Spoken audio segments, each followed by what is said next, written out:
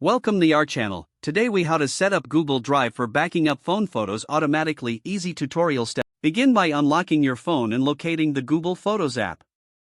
If you don't have it installed, go to the Google Play Store or the Apple App Store and download it.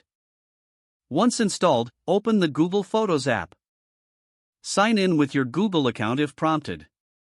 After signing in, grant the app permission to access your photos and videos. On the main screen, locate the menu icon, usually represented by three horizontal lines in the top left corner. Tap the menu icon to open the side menu. From the side menu, select Settings. In the Settings menu, find and tap on Backup and Sync. Toggle the Backup and Sync switch to turn it on. Choose the account you want to use for backups if you have multiple Google accounts. Next, select your preferred backup quality.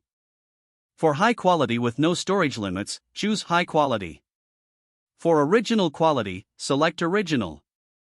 Keep in mind that original quality will count against your Google Drive storage limits.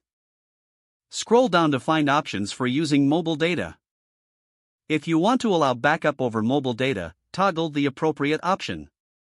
Decide if you want to backup videos as well by enabling that option. Once everything is set to your preference, exit the settings by pressing the back arrow. Your photos will now start backing up automatically whenever your phone is connected to Wi-Fi.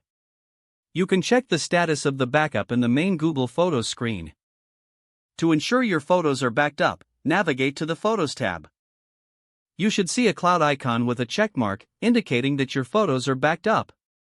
If it's not present, wait a few moments for the app to finish the backup process. You've successfully set up Google Drive to back up your phone photos automatically.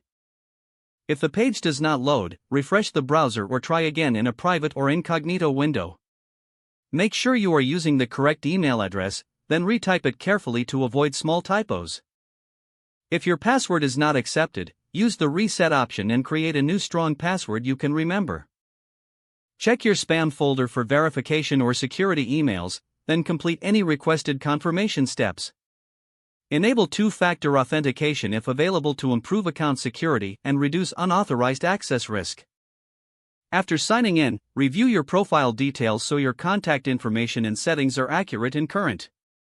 If you see an error message, note it down and try again after restarting your device and internet connection. Don't forget to like this video and subscribe to our channel for more step-by-step tech guides.